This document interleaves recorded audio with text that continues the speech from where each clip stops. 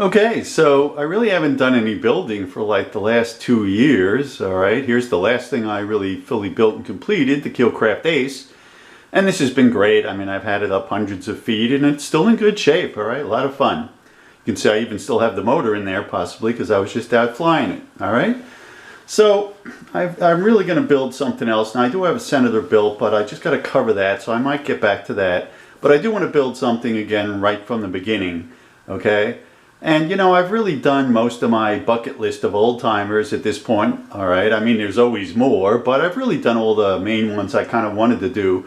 So now I'm thinking of doing the more unusual or ones I never thought I'd get around the building.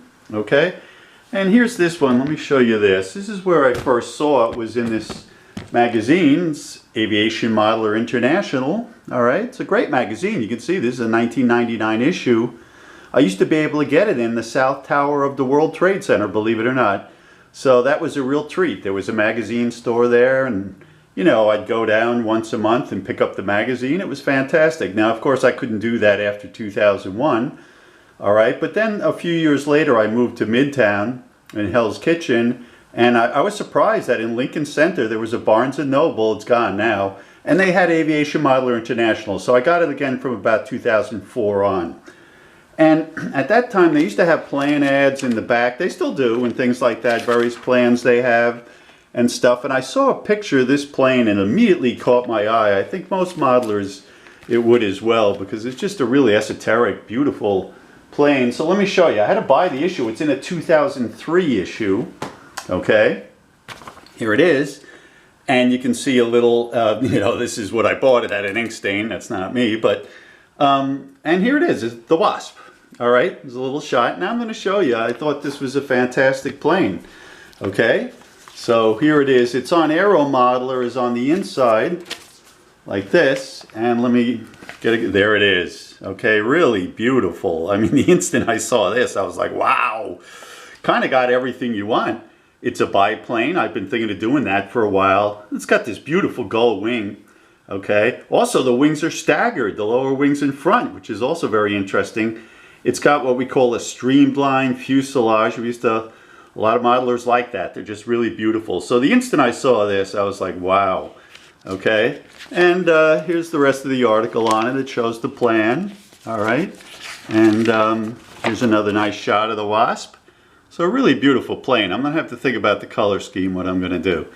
Now the other thing that was amazing is not only did Aero Modeler, you can go online, and Aero Modeler not only has the plans, they have a short kit. So this kind of really amazed me. And so I bought that. So let me show you. I mean, when I was a kid, basically what you had to do is trace all the things, you know, the ribs and everything else on tracing paper, and then you transfer it to balsa either by using typing paper, or you could cut them out and trace them. I kind of have to do the similar things now, but so it's nice to get a laser cut kit. It's a big treat. So let me show you the plan. Here's the plan. Okay, and of course I'm going to make some modifications. All right, let me get it in frame here so we got the whole thing. Okay, there you go. I think that looks good. And I'm going to have to show you, whoops, let me step around here, a couple of things. Now, it's a beautiful plane, okay? There are a lot of things, there are a few little things I'm going to change, and I guess I'll show you this as I go along, but not much. I mean, one is it has a bottom spar. I hope you can see this. I think you can. And the ribs. So I'm not going to do that because it's just a waste of balsa. I'm going to put a 16th by an 8 there instead of this big clunker spar up here. And then I usually just glue the nub in there to fill that in. I'll show you that as I go along. So that's it, because I want to put a 16th and an 8th on the bottom, and then I'll put a 16th and an 8th on the top. And the same with the bottom wing, same with the stab. So that's pretty much it there. All right, rudder I'm just going to laminate. Now it has bamboo tips. I got to caution you about that. And the other part is here, sometimes they do it on the card method. If you can see the bottom here, I have the center, and I'm going to use that, by the way, to mark where all the stringers go. That's kind of useful. And then you can put it on a square stick and do it that way. But I'm going to do the, you know, the half shell method. All right, so I'm going to cut these in half. And then I think the last time I did this was actually in the Mitsubishi Zero video, one of my very first ones in 2011. And that was also my first laser cut kit. So I'm going to do it's usually called the keel and former. I'm going to put the formers here, and look, they have the keel, and then I'll lay the stringers, and then you flip it over to do the other half. I showed this before, but I'll show you again as I do it as well. All right, it's got a nice huge prop, 14-inch. I'm going to use a 15-inch. I actually have a Cassano stick prop from Volare, 2 of them, and that's 15-inch, and that's close to this size. I think that's going to be good. I think that's the main things there in terms of what I'm going to do. So the top wing removes here, the bottom wing. I'll probably put the equipment in here. I'm going to have to make a little pocket. I'm not going to sheet that far back on the nose. You know, sheeting is a lot of weight. You really don't want to do that. Okay? And not only is it weight, but then when you dope it, it's even more weight because it soaks up the dope like a sponge. So I don't even do it on wings anymore. To me, it's just a weight killer. So I'll leave most of that off, even though I'd like a little more than just here if I could. I think that's it. I'm going to show you the kit. Okay, we're back. So let me make 1 or 2 other little points. Now, usually the first thing I do with this is I Xerox all the parts that need to be laminated, and then I cut them out. Let me grab one like this. Here's the rudder. And on the rudder, you're fine because, look, it has an 1/8 inch here. So, you know, you can just cut it to the inside, and you're fine. And then what I do is I either glue it to a piece of bass. I have a pretty thick one this time. It's a 1/4 inch. Or you can just trace it like that. And then I cut it out. I sand it smooth. And then I dope it. All right. Now here, you got to be careful because this shows, let's see, make sure you can see them. Yeah. This shows, well, here, let me do it here. Okay. This shows bamboo tips. And the bamboo is very thin. So if you make the form to the inside there, yours is going to stick out 1/8. It's going to stick out too far. So you got to remember to bring it in another 1/16 of an inch, all right? And the way I usually do that is I traced it onto the balsa, but then I use the form to make a second line in about a 1/16 or a little more, so that way it's the right shape. It's important you do that, otherwise it's going to be sticking out and it's not going to fit. So I already did that, for example, like with this. Let me see if I can get it in there. Now it goes this way on this side. Okay, so here, I don't know if you can see it, but there's a little space there so that the lamination will just fit in perfectly. And it's important that you do that. Okay? All right, let me show you the kit. Here's the kit. Got all the parts cut. You know, it's great to have laser cut here because there's a lot. You have to do each rib individually and then the little inlet ribs. So there's lots and lots of things to cut. I was thrilled with the kit here. I thought it's great, man. The balsa was good. It's like, here's the ribs. It's a good 32nd, and that feels like it's about 8 pounds. I'll check, but it's about what you want. It's not like it's too heavy. And by the way, anytime you get a kit and the wood's a little too heavy, what you do is before you punch it out, I turn it over on the back and just sand it thinner, okay? That's just an old trick when I was a kid. You had to do that a lot with Gillo's kits. And then you can get them nice and light, all right? So this has all the ribs cut. There's tons of them. And you can see this is for the gull center section. That's actually plywood. It's a fantastic kit. I was thrilled. Very nice quality. So I'm very, very happy with this. And, you know, just to show you, here's all the parts. They give you a little sheet. So you can see there's quite a lot of ribs to cut out. And these are all the other parts, all right? The wheel pans, I'm deciding, you know, I had bad memories of this when I was a kid, to be honest with you, because anytime I landed on the concrete part of the field, this would break. If the landing gear bends, then this breaks or those break. And it just happened over and over until eventually I got to the point where I just took them off. It was just too annoying. So I'm just confessing here, I'm not really a wheel pan guy, even though they look nice. Of course, the landing gear is going to be removable, so what I'll probably do is make 2 of them, and then we'll see how it goes. If I know me at the beginning, I'll just use the lighter. It'll be a lot lighter when I'm trimming and things like that. It does have wing struts. You saw on the cover it didn't have that because he said he was testing it and he didn't put them on yet, and I'll see about that. I thought it looked fantastic without them. If I do them, I'll probably just make it, here it shows a wire, I'll probably just Velcro it so it gets knocked out easily. Okay? So it's a really, really nice plane. Here's a little front view that they include on the plan. There you go, it's all the way on the top. Really beautiful plane. Now this is going to be a very slow and long build. So it's, you know, it's September 2020 now. And my goal is just to get it out by the spring, all right? I'm not going to, some of them took a year or more, but here I think I'll work away and I'll try to get done by the spring, okay? So I think that's everything I wanted to show you there. and I'm going to get started on the building. Well, we're working on the fuselage here, and as I said, I'm using the keel and former method. So here's the keel, you see, they give it to you, all right? And then these are all the formers. Now the formers come in one piece like this, okay? So what I have to do is cut them in half. Now the first thing I did before I cut them in half, they show you here, I carefully marked the center lines. You need that to keep everything aligned. And I also put little markings where all the stringers are going to go, like here's an example. Okay, so that's what it looks like. Then I'm going to cut it in half and then I'm ready to glue it on. Now one piece of advice here is you might be tempted and think, hey, you know what, I'll notch for all the stringers before.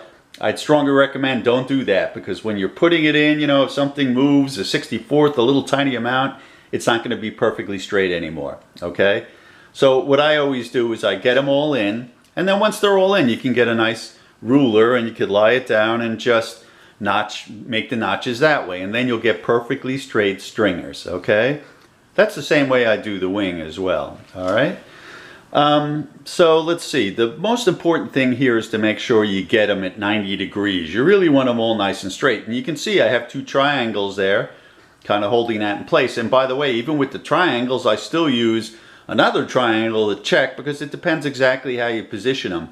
So in the end, I use this to make sure they look perfectly vertical. All right, that's very important so you get a nice fuselage. There's some decisions I have to make about the front. I'm going to show you that a little bit later, I think.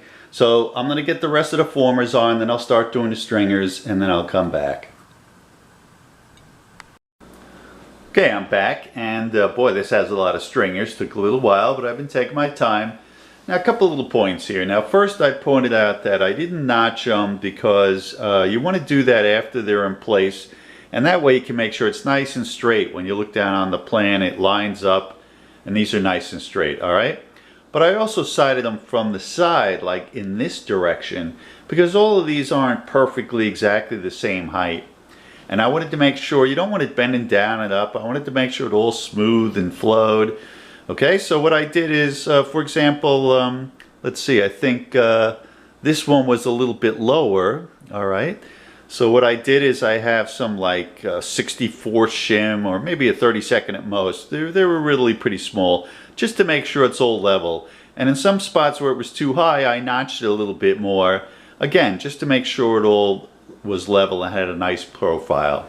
Okay, this is a little picky. You could probably never see it after you cover it, but you really want to try to make it perfect, so that's what I did. So it took a little while to get it all to line up. This is what I used to make the notch.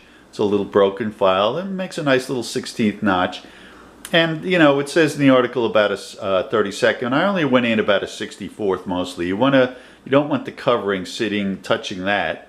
You really want it sitting on the stringers. I'll show you that later. I'll probably scallop it like I did in my Mitsubishi Zero. Okay.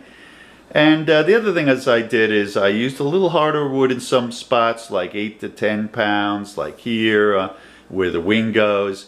And I used lighter wood in the other spots. All right.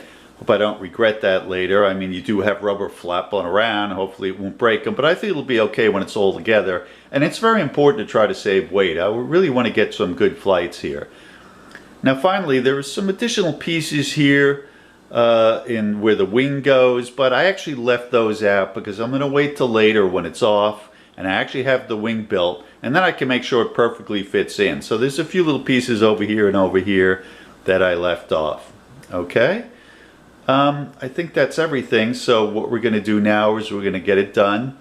Well, we're going to take it off so I could flip it over. I have a jig. I think I'm going to have to modify the jig slightly. I'll show you that. And then we'll get going on the other half. Okay, so now I have it in the jig.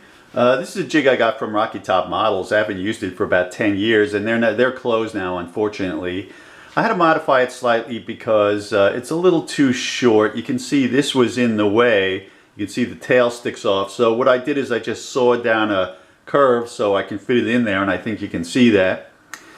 Then what I did is I tack glued on these pieces. So I just put a dot of white glue there and I laid this on. It doesn't really feel like it's enough to stick it, but you really want it to be able to break it off easy. So that's all you really need.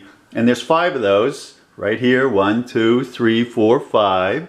And then you can see I rubber banded them down. Okay, so that's what holds it nice and flat. Oh, I forgot to mention, after you get those 5 in, then I tack glued this just to hold it all straight. So then you could just turn it over, put it with the stringers down like it is now, and work on the other side. Okay, these two are not glued in like here. These are just loose. And the reason I use those is, let's say I'm doing this piece, there's nothing to put the triangles on, so I'll slip those in so I have something to put the triangles. Okay.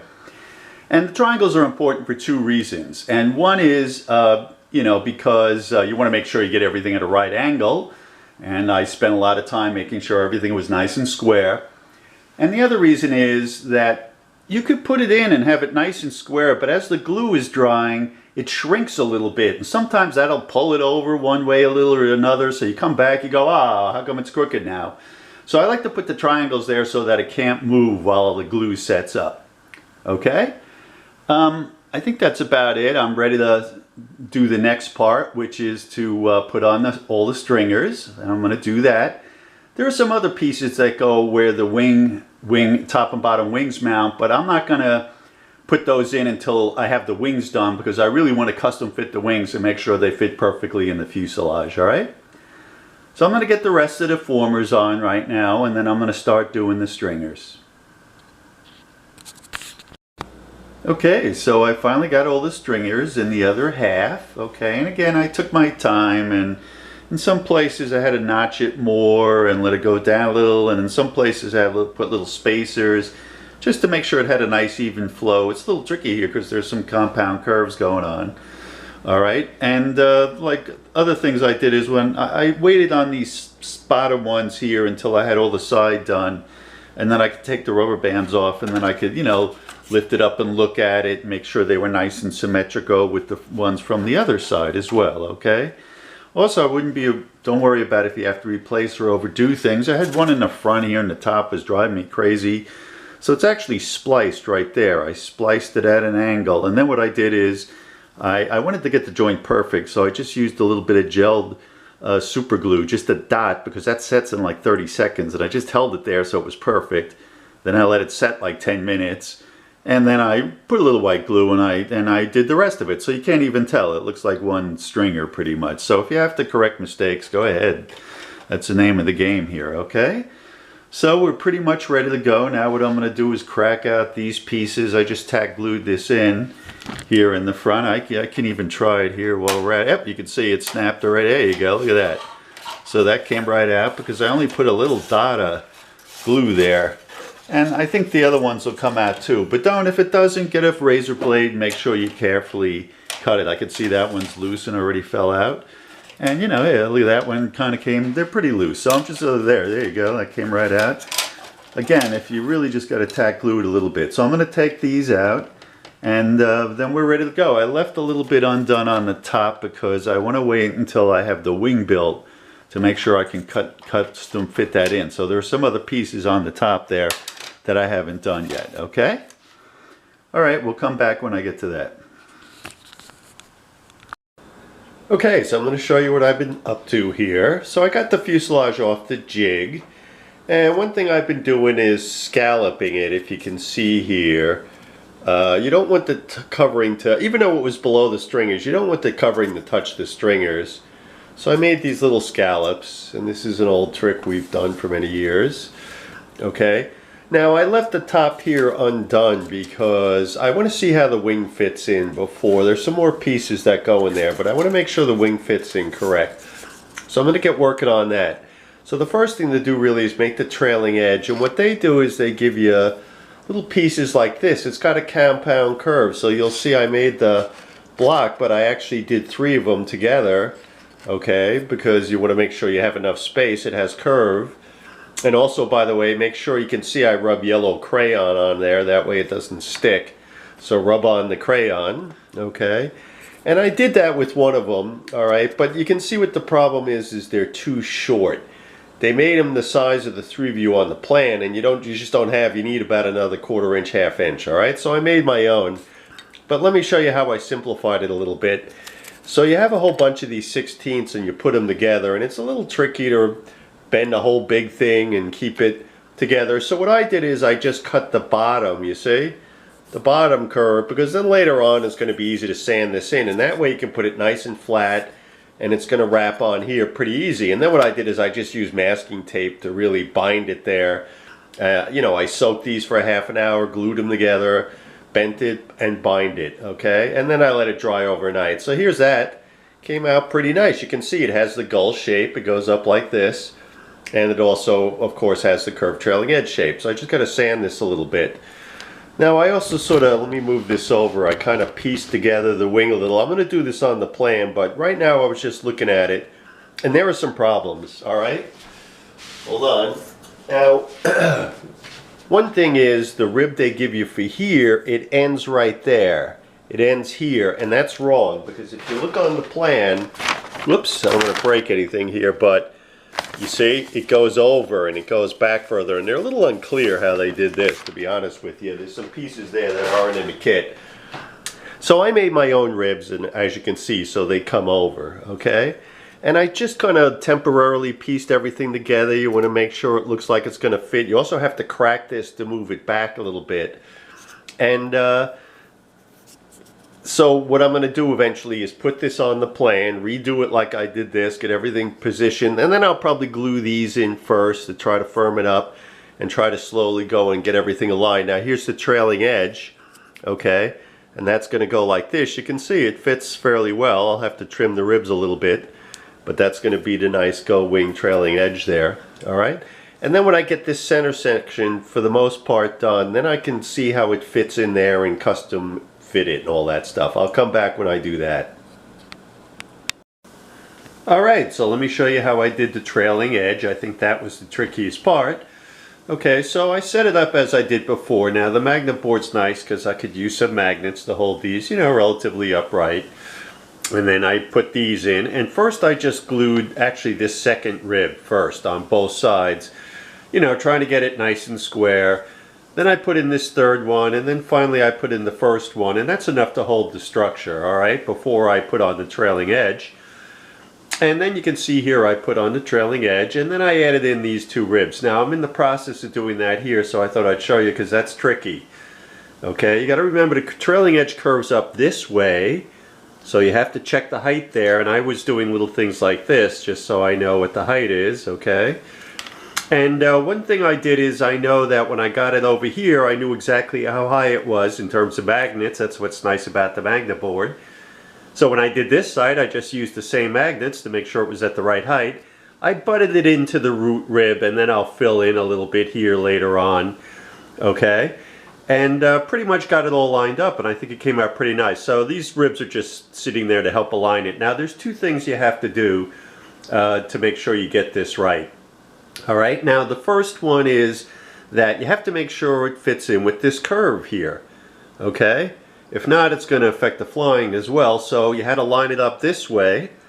Alright, and that's what I did, and also I used the magnets to get it exactly the same height. But even more important that you might overlook is you got to get it set in this way so that the airfoil, so that the trailing edge flows right in with the airfoil. So it's got to be a little bit, it's not flat. You got to have it slanted a little bit. So you have to look this way to make sure it's lined up, and that's really important because, for example, if you didn't pay attention to that and these were going down, guess what? You just added flaps to the middle of the wing. You're going to have problems flying. Or if it's tilting up, you're going to have problems again. So that really has to be perfect. So I spent some time to make sure that it's just at the right angle to fit in here with the rib, okay? So now I got that on. It's pretty much dry. I'm going to put in this rib, like I did over here, and another rib here, get the last two ribs in. Then I'm just going to take this and get back to the fuselage because I want to make sure it fits in perfectly. So now I can fit it in and make any adjustments I have to make. They're not that clear about how they did the trailing edge. I think well, I'll show you what I think. So I have to work on that too, and this way I can custom fit it to the fuselage. Alright? And then I'll do the rest of the wing. So I'll come back when I'm done with that. Well, the build video was more than 30 minutes, and I can't really upload that with Clipchamp, so I had to split it into two parts. All right, so we'll have part 2 will be next.